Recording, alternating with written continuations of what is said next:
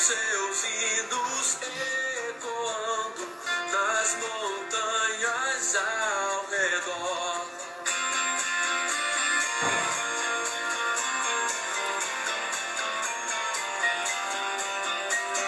Vão-se alegres os pastores, ver o infante celestial, e acrescentam seus louvores ao louvor angelical.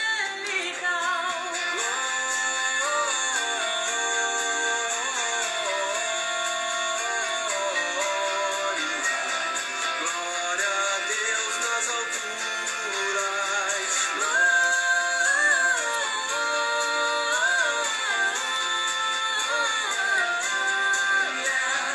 Glória a Deus nas alturas.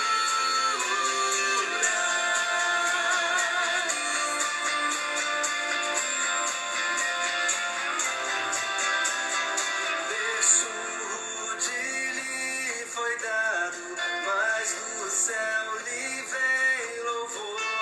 Ele é o Salvador amado, bem merece o nosso amor.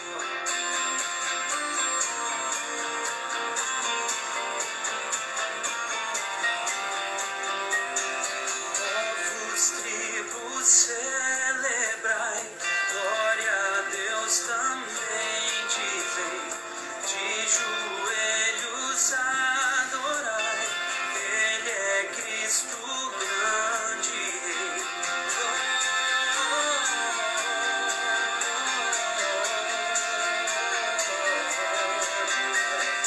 Glória a Deus nas alturas. Glória a Deus nas alturas.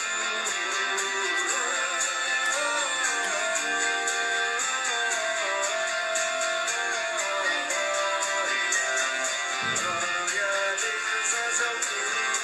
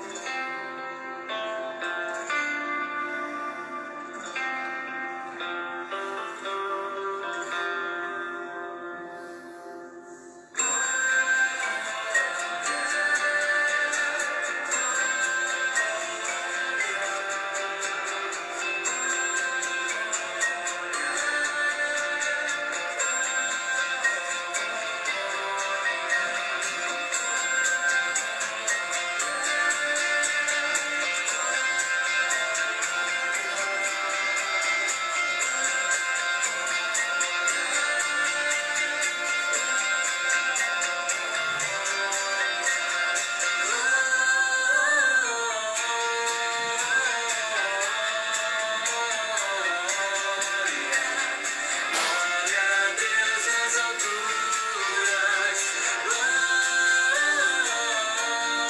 alturas.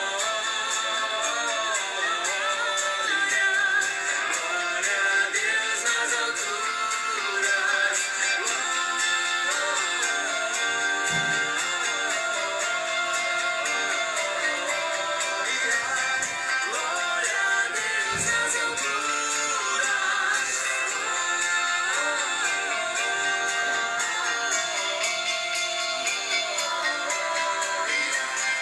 Glória a Deus nas alturas.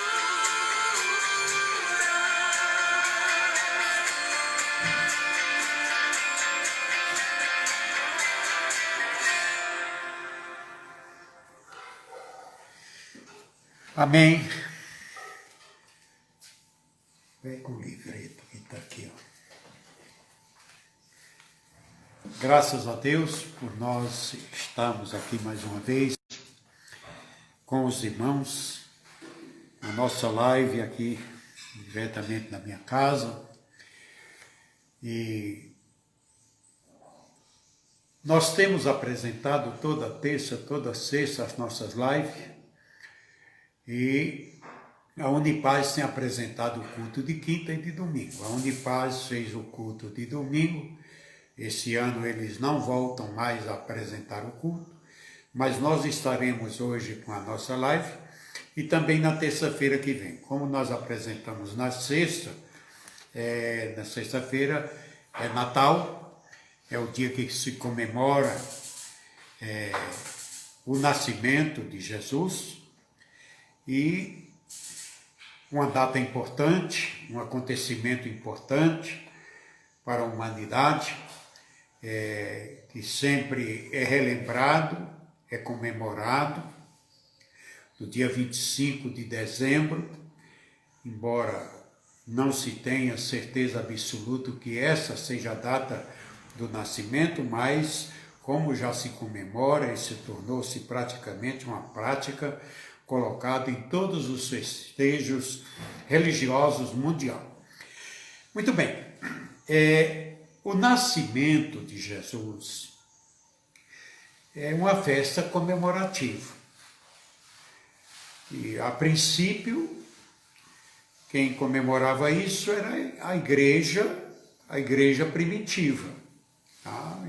O cristianismo comemorava essa festividade com prazer, com alegria, relembrando, né? Então, isso depois, na continuação do cristianismo, até depois do protestantismo, então a Igreja Católica também comemora a Missa do Galo e tantas coisas, mas isso se tornou de um tempo para cá praticamente um acontecimento comercial, onde as pessoas elas fazem da data, que era uma data de uma promessa de Deus para o povo judeu, e a situação do povo judeu era uma situação muito complicada, porque era o povo de Deus, era um pacto de Deus com Abraão para aquela nação.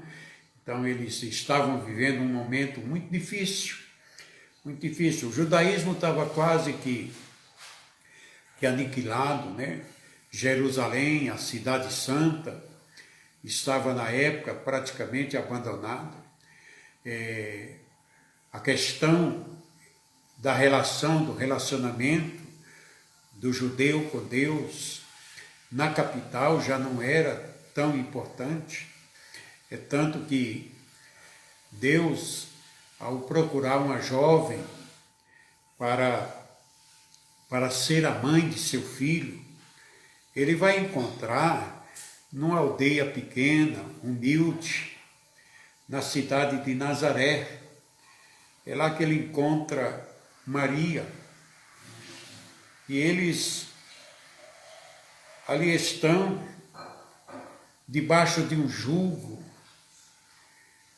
Não é o povo, não é o original povo, eles são vassalos, eles estão dominados por um regime que colocava sobre eles uma carga muito pesada, e o judaísmo tinha muito sentimento por isso, e eles tinham promessa de Deus, e a promessa de Deus era para que o Messias viesse, e era um grande anelo do judaísmo pela presença desse nascimento. Isso seria um acontecimento ímpar para o povo judeu, seria um acontecimento de grande alegria, de grande regozijo, porque a promessa de Deus era que a Virgem conceberia e daria à luz a um filho.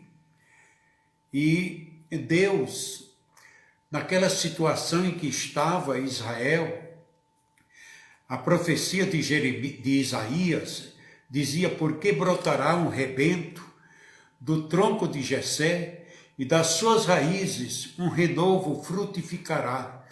Ou seja, viria lá da família de Davi, e a família de Davi era belenita, eles eram da cidade de Belém, e essa criança teria que ser descendente de Davi, porque Davi era o rei simbólico. Então Israel tinha essa promessa do Messias como sendo aquele que viria para tirar Israel da situação de serem uma nação dominada por outra nação, deles viverem, trabalharem para pagar os impostos para uma outra nação, sem nenhuma benécia para eles. Então, quando sai o decreto de César para o alistamento das crianças que estavam prestes a nascer, Maria estava grávida de um filho que a promessa na profecia de Isaías era essa. No capítulo 11, eu li o primeiro versículo, o segundo versículo diz assim: e repousará sobre ele, note bem, o Espírito do Senhor, Espírito do Senhor, Espírito de sabedoria, 2, Espírito de entendimento, 3, Espírito de conselho, 4, Espírito de fortaleza, 5, Espírito de conhecimento, 6, Espírito de temor, 7.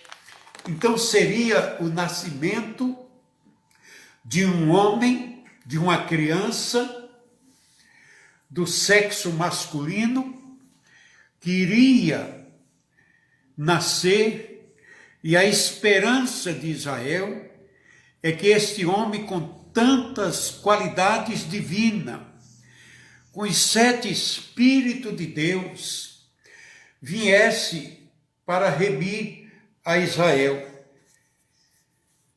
Chega o dia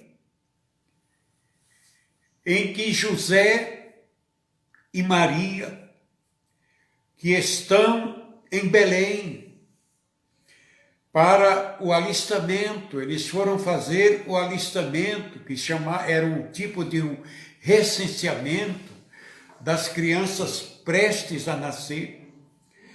José, que era noivo de Maria, e ele viu que Maria, o noivado era um compromisso de casamento não consumado, porque eles ainda não moravam juntos. E Maria estava desposada de José, ou seja, estava comprometida com ele pelo noivado. Naquela época, o noivado tinha tanta importância entre os judeus que os noivos eram considerados como marido e mulher, porém não podiam morar juntos, nem manterem relações sexuais, o que é muito diferente da atualidade, né, meus irmãos? Infelizmente. Mas aqui o caso é o caso de uma pessoa de Deus. Pois isso só era permitido após a união oficializada por meio do casamento. Além disso, o noivado só podia ser desfeito se houvesse uma infidelidade comprovada por testemunhas que o levaria à exposição da mulher, né? Que era, segundo a lei, e eu estou escrevendo a partir de hoje, esses próximos 3 dias, eu estou escrevendo sobre os 10 mandamentos, aquela mensagem que eu mando todo dia de manhã para os irmãos. Então a lei, lá em Deuteronômio 22, de 22 a 24, ela determinava o apedrejamento. Agora, José era um homem de princípios, temente a Deus. Por isso ele queria fazer de tudo de acordo com as leis divinas. Mas como reagir diante daquela situação? Como desconfiar de sua noiva, e ele pretendia deixar ela, né? Mas Deus veio falar com ele. O propósito de Deus é de dar honra às pessoas que o temem. Maria era uma jovem temente a Deus. E Deus vem conceder-lhe a honra de ser mãe de seu filho, que seria gerado pelo Espírito Santo. Preste atenção que lá na queda de Adão, quando Deus vai repreender o casal e ele fala à serpente, que é o diabo, dizendo que da semente da mulher, ele não envolve o homem, porque o homem não teria parte nessa geração, a mulher sim. E Maria é a moça que é honrada por Deus para ser a mãe do Salvador. E ela então recebe a visita do anjo Gabriel, que diz para ela que ela conceberá e terá um filho. Maria tinha conhecimento como é que era a geração de um filho. E ela então fala para o anjo: como sucederá isso, se eu não conheço a varão nenhum? Eu nunca fui possuída por nenhum homem. E o anjo faz questão de dizer para ela que desceria sobre ela a virtude do Altíssimo, que o envolveria. Quer dizer, há um envolvimento divino. Aquele Deus que coloca dentro de um ventre de uma mulher a semente do encontro do esperma com o óvulo da mulher para gerar uma vida. Esse Espírito é que vai colaborar sem a necessidade da participação do homem para que Maria gere um filho. Então, quando José tenciona, né, fazer isso, os pensamentos dele estavam inundados. A mente de José estava cheia de tantas dúvidas. E ele tinha um planejamento de constituir uma família com Maria. Mas de repente ele percebe que parece que isso não vai acontecer. E diz a Bíblia que à noite, ele que desejava deixá-la secretamente, sem expô-la, ela a ser envergonhada como uma mulher abandonada, mas ao menos não seria morta, porque não havia a denúncia da traição. José recebe uma revelação do anjo que trouxe um grande alívio para o seu coração,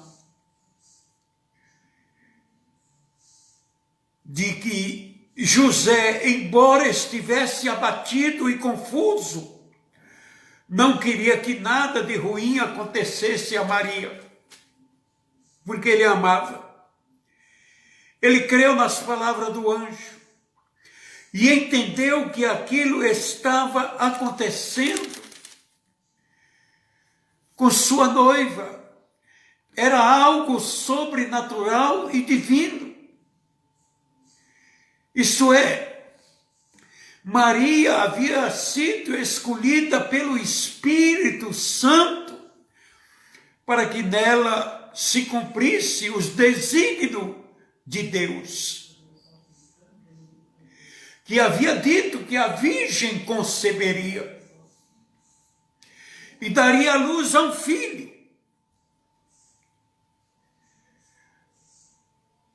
José é um homem de um caráter,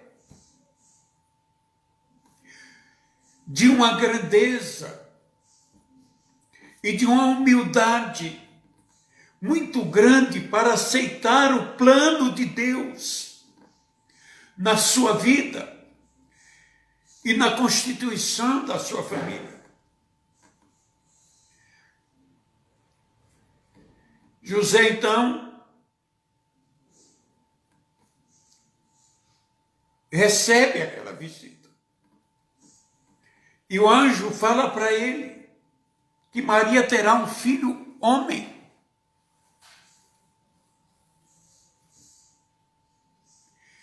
José, como marido, vai perder uma segunda etapa que acontece no casamento. E já perdeu que a gravidez é do Espírito Santo. Agora o anjo fala para ele, e o nome da criança será Jesus, que é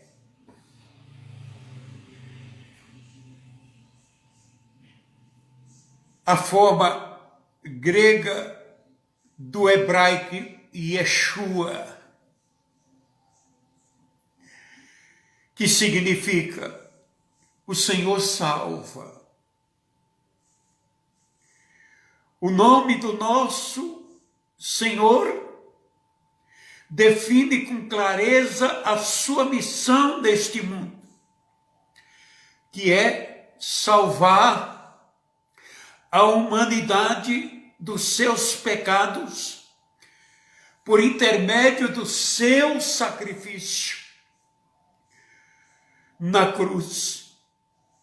Ele é o Salvador de todos os que se arrependem dos seus pecados e assume a fé de crer em Jesus pela pregação da sua santa palavra.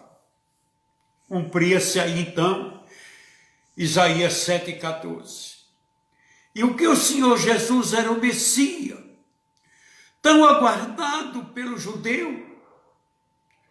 Havia necessidade de que habitasse nele tanta natureza divina, como a promessa, e que também habitasse nele a natureza humana.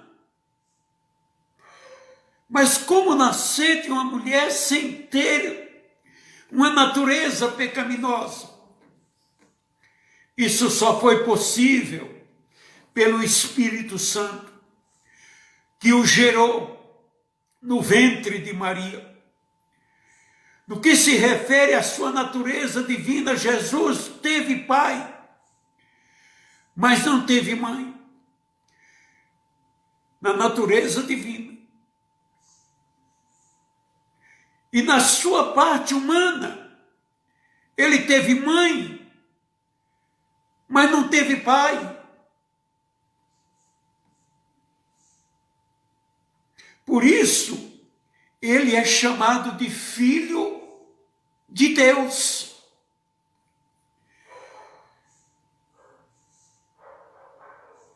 O que nos faz compreender que somente os nascidos do Espírito Santo é que se tornam, de fato, filhos de Deus.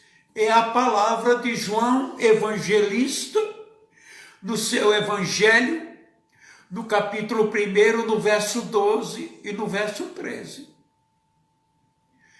Que veio para o que era seus, mas os seus não receberam, mas todos quanto o recebeu, deu-lhes o poder de serem feitos filhos de Deus. Maria tem os seus dias de gravidez normal como qualquer mulher, até o nascimento do Senhor Jesus. Depois disso, é que ela se relacionou intimamente com José, seu marido, e teve filhos e filhas. Então a palavra de Deus, ela nos coloca frente a frente com a missão de Cristo aqui na terra. Então, o texto de Mateus, capítulo 1, versículo 18 em diante diz: ora, o nascimento de Jesus Cristo foi assim, que estando Maria, sua mãe, desposada com José, antes de se juntarem, achou-se ter concebido do Espírito Santo. Então José, seu marido, sendo justo e não querendo inflamar, intentou deixá-la secretamente. E pensando ele nisso, eis que em sonho lhe apareceu um anjo do Senhor dizendo: José, filho de Davi, não temas receber Maria por tua mulher, porque o que nela está gerado é do Espírito Santo. E dará luz a um filho, e chamarás o seu nome Jesus, porque ele salvará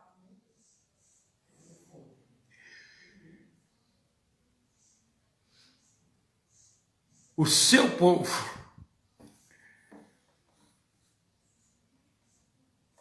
Ele salvará o seu povo do pecado.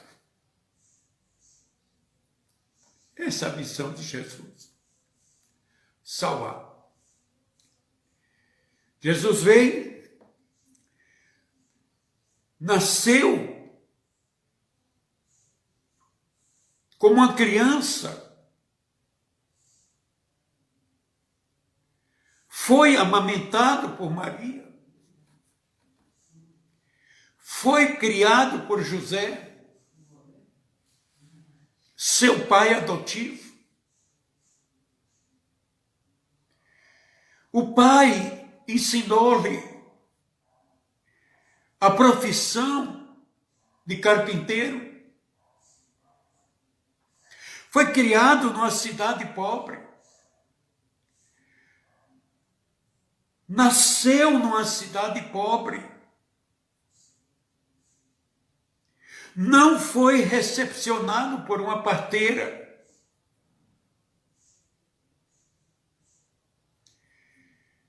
José ajudou a Maria no parto.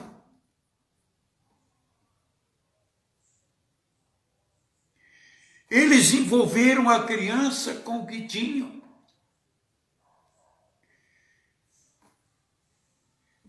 E Jesus passa a ser perseguido humanamente desde o seu nascimento, porque a promessa da grandeza divina que estava colocada sobre ele superava toda a linhagem real que ele tinha. do rei Davi. Então Jesus, que veio para salvar a humanidade e que hoje está nas vésperas de ser comemorado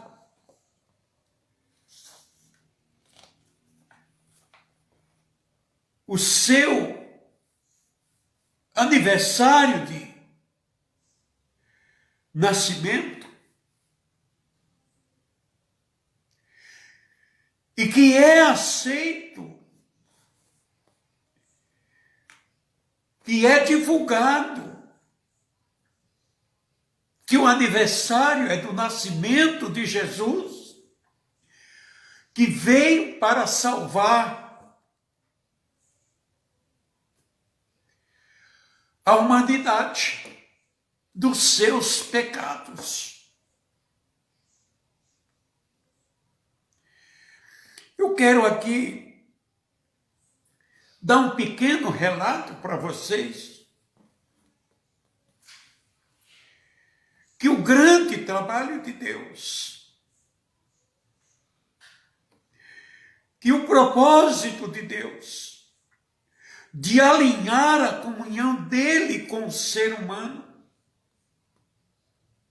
depois de 2020 anos do nascimento de Jesus, muita coisa ainda não aconteceu. Eu quero dar um dado aqui, para que você reflita que o Natal, comemorar o nascimento de Jesus, que veio para nos tirar do mundo do pecado, não está tendo muito resultado.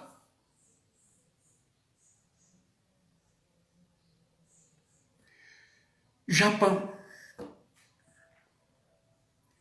tem 127 milhões de habitantes.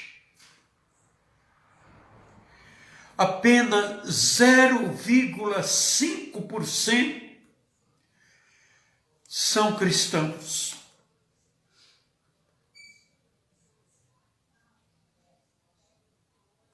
É difícil você raciocinar dessa maneira.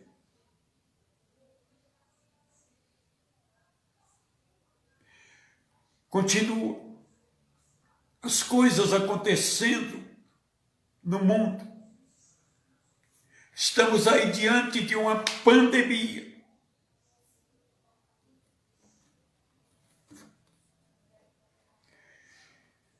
Estamos num momento de grande dificuldade.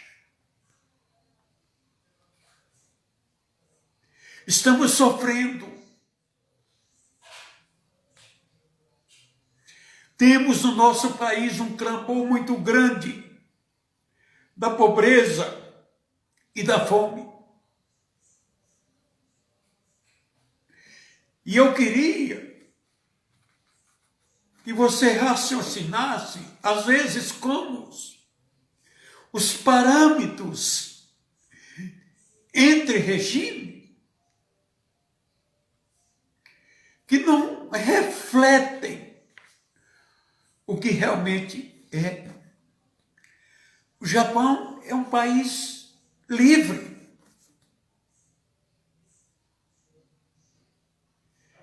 Ali perto tem a Coreia do Norte, que é tido como país opressor. E ali se tem uma estimativa de 24 milhões de habitantes, estima-se que 1,5% seja cristãos, que vivem escondidos, sem ter a liberdade de se manifestarem publicamente, porque o regime autoritário, não permite. E Deus diz o seguinte, em Isaías 45:12, ele diz: fui eu que fiz a terra e nela criei a humanidade. Minhas próprias mãos estenderam os céus. Eu dispus o seu exército de estrelas. Fui eu que fiz isso. Então todo o universo é meu. E por que não me aceitam? Por que não me reconhecem? Por que tem tanta rejeição?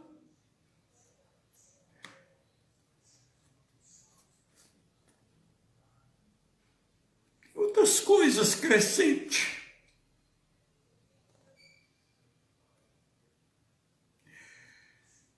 Jesus disse que é conhecendo a verdade que a verdade liberta. A festa de Natal, do nascimento, da comemoração do nascimento de Jesus é mundial praticamente. Mas atender o propósito pelo qual Deus o enviou está muito difícil de atingir números que realmente cheguem a alegrar o coração de Deus. Myanmar é um país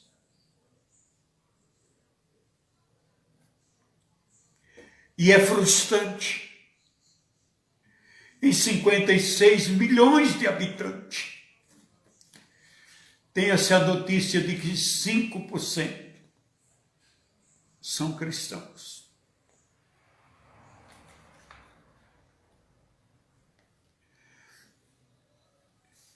As Filipinas, que foi um país onde foi divulgado grandemente o Evangelho,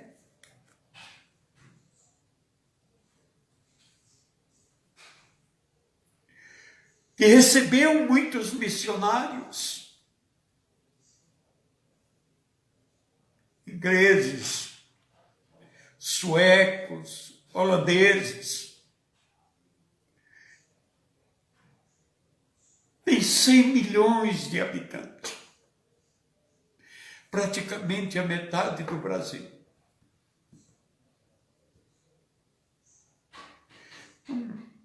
Um restígio mais ou menos entre 8 a 12% que são cristãos.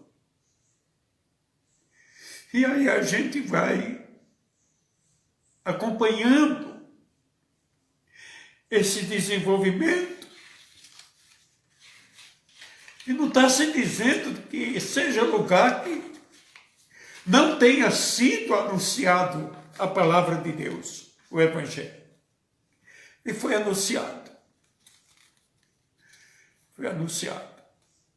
Mas as pessoas estão difíceis. No Camboja, um país pequeno, tem 15 milhões de habitantes. 2% são cristãos.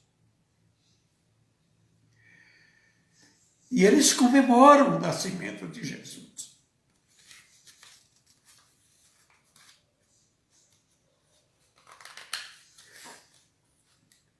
Tailândia tem 68 milhões de habitantes.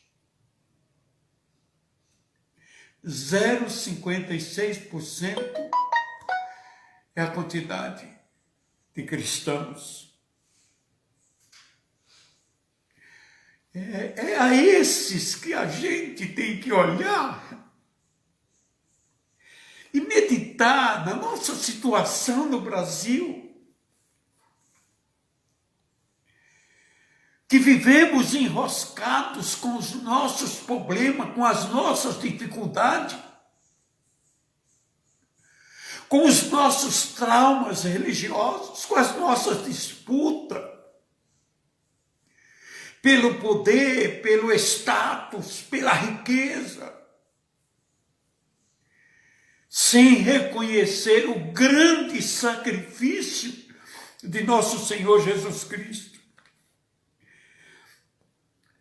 É para pedir para Deus, abençoe esses meus irmãos aqui na Tailândia. Que o Senhor abençoe e te guarde, que o Senhor faça resplandecer o seu rosto sobre ti, porque é muita coragem.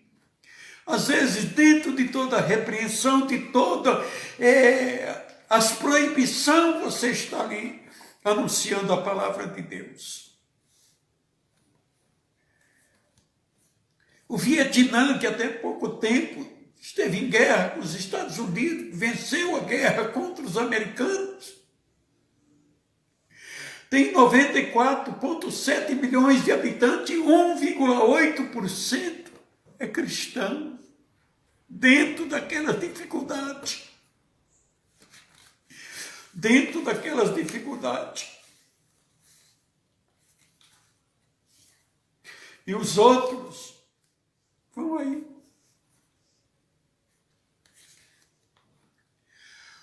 Agora, um fator importante,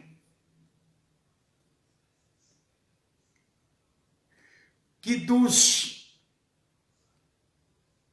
imigrantes, daqueles que imigram de países, saem e vão para outros países, as pesquisas apontam que aproximadamente 68 milhões de pessoas eles vivem nessa situação da diáspora, que são pessoas de outras nações, mas entre esses que saem de um país e vão para outro, às vezes eles saem de um país que está no cristianismo e eles chegam no país que é um país que não é cristão, que é muçulmano, eles deixam de ser cristão devido à pressão, à opressão.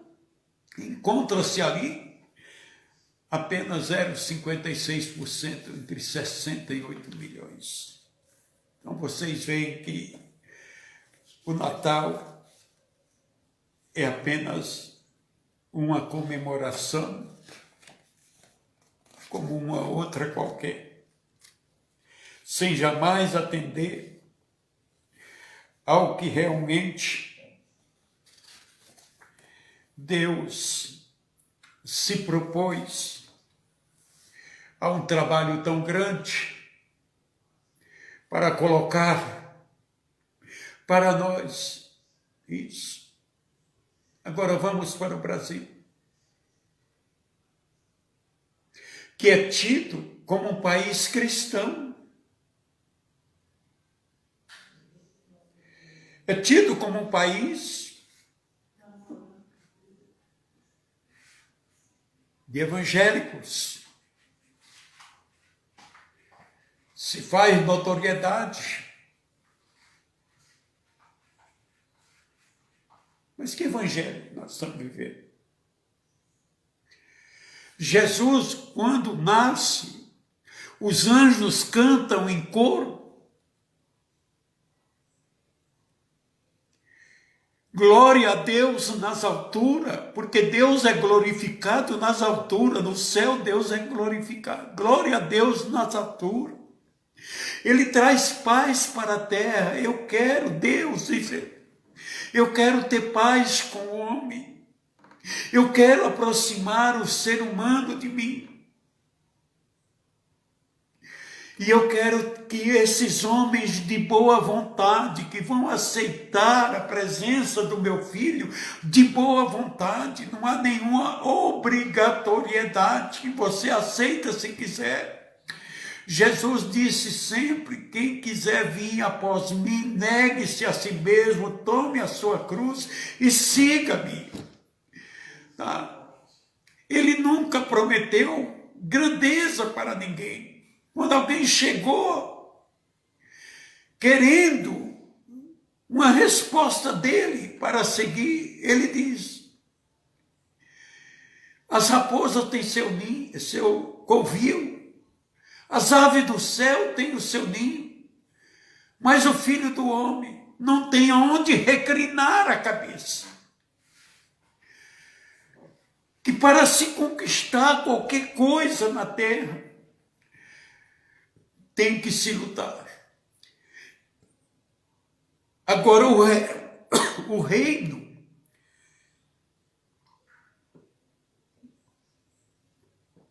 reino de Deus é conquistado pela força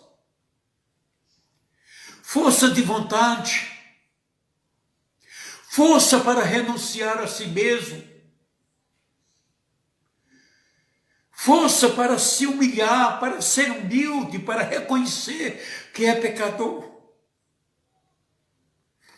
Isso é comemorar o Natal. O peru, o chester, o bacalhau, enfim, toda a mesa que será farta em algumas casas, mas que será miseravelmente pobre em outras. Porque nós não aprendemos ainda nem a repartir o pão com o nosso próximo. E às vezes nos achamos importante em dar uma migalha daquilo que temos para o pobre. Certamente você pode ter certeza que em algumas mesas do nosso país, devido a esta pandemia e a desigualdade que existe entre a sociedade, muitas talvez se tiver um ovo e uma batata, é muita coisa. Então, Natal para alegria só se for para aceitar a verdade da palavra de Deus, para ter Cristo como Salvador. A festa vem mascarando essa situação há muitos anos, mas chega na época de uma pandemia como esta, em que nós que tínhamos por hábito nos reunir em família, na casa de um filho, na casa de um irmão, na casa do pai, enfim, reunia-se a família, estamos proibidos de fazer isso. Mas Jesus, a festa de Jesus, é uma festa para todos. A festa de Jesus é aquela que sai o servo buscando os que estão no vale, os que estão nos caminhos, os que estão nas aldeias, para trazerem para a casa dele. A festa que Deus quer dar para nós no céu é uma festa que é oferecida para todos. Então, a razão do Natal, ela deve ser encarada com a realidade. Deus deu tudo dele para que nós tenhamos um Natal feliz, mas que possamos ser parceiros de Deus e parceiro do nosso próximo.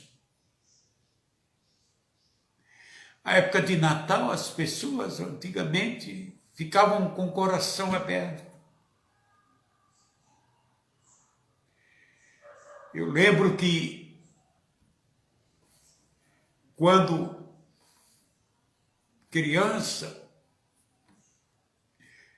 a gente tirava da plantação lá alimentos em abundância e distribuíamos. Milho, feijão, matava-se um porco, dava um pedaço para um pedaço para outro, matava-se um cabrito, a mesma coisa. Então havia um sentimento fraterno. Nós estamos nos tornando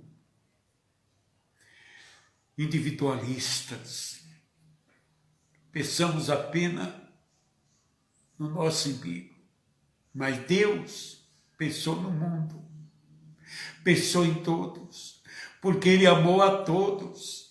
Ele deu Jesus para ser salvador de todos. Jesus veio como Filho de Deus, com toda a sua divindade, para nos conduzir aos pés de Deus e colocá-los diante dele, para termos momentos de felicidade e de alegria. Portanto, meus queridos, eu sei que você vai comemorar. Eu sei que na minha casa vai ter um almoço no dia de Natal, onde a gente procura, pelo costume nosso, da nossa sociedade, às vezes tem um prato mais sofisticado, dentro daquelas possibilidades que temos, que o momento é difícil, muito difícil para todos. Mas alguns terão em abundância, enquanto outros, humanamente, não terão nada. Que Deus possa tocar no seu coração, para que você reparta o seu pão. Você não vai resolver o problema da humanidade, ninguém vai resolver o problema da humanidade. Todos que se levantaram para acabar com a fome do mundo, não tiveram sucesso. Porque só Deus pode acabar com a fome do mundo. E quando Ele vai acabar com a fome do mundo? Quando o mundo o aceitar. Quando o mundo quiser compartilhar e conhecer o significado da vinda do Senhor Jesus Cristo. Que Deus tenha piedade de nós. Que Deus tenha misericórdia de nós. Estamos entrando num momento muito difícil para a cidade e para o estado de São Paulo. Estamos entrando aí num alerta vermelho, aonde voltaremos a ter impedimentos na nossa circulação. As aglomerações, elas estão proibidas. Elas serão proibidas por falha do próprio ser humano. Precisamos ter cuidado. Precisamos ter muito cuidado. Porque eu quero dizer para você, é que embora alguns achem que não, mas cristão também pega Covid. Cristãos têm morrido de Covid. E a Bíblia nos ensina a ser prudente, a sermos tementes a Deus. E eu quero orar agora. Pai querido, amado e santo Deus, eu sei, Senhor, o planejamento do Senhor de trazer o ser humano de volta a uma vida próxima de Ti. Ele tem acontecido, Senhor, com grande alegria. Meu Deus,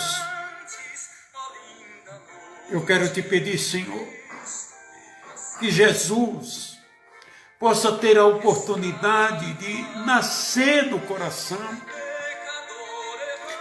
de tanta gente, Senhor, que ainda não conseguiu entender. Muitos, Senhor, estão dentro das igrejas, mas Jesus ainda não nasceu no coração deles. Outros estiveram lá, mas saíram e abandonaram.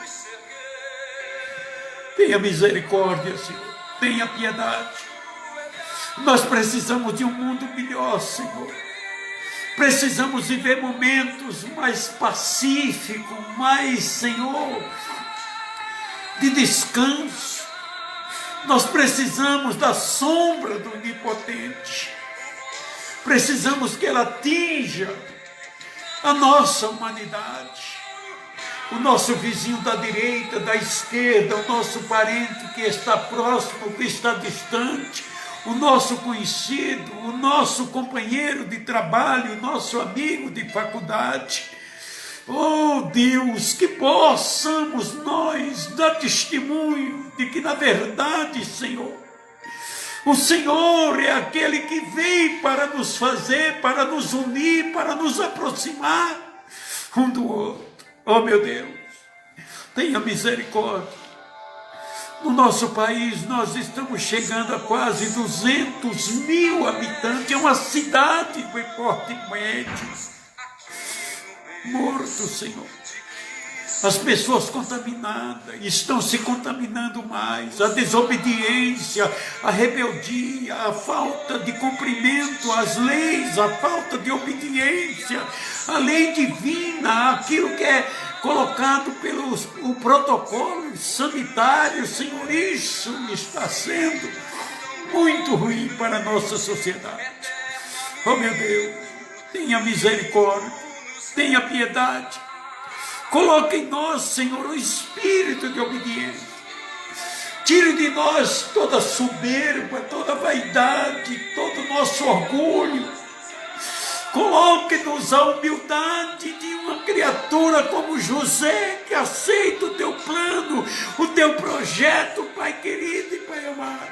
A singeleza de Maria, que disse: cumpra-se em mim a vontade do Todo-Poderoso. Ó Deus, que a tua vontade se cumpra na nossa vida.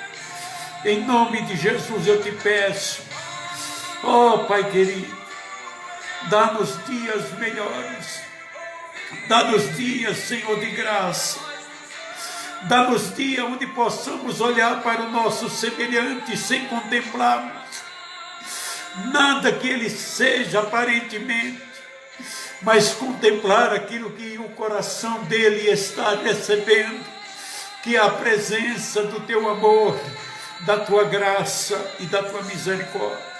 Perdoe-nos, Senhor, naquilo que temos falhado e dá-nos resignação para seguirmos a Ti com fidelidade e amor.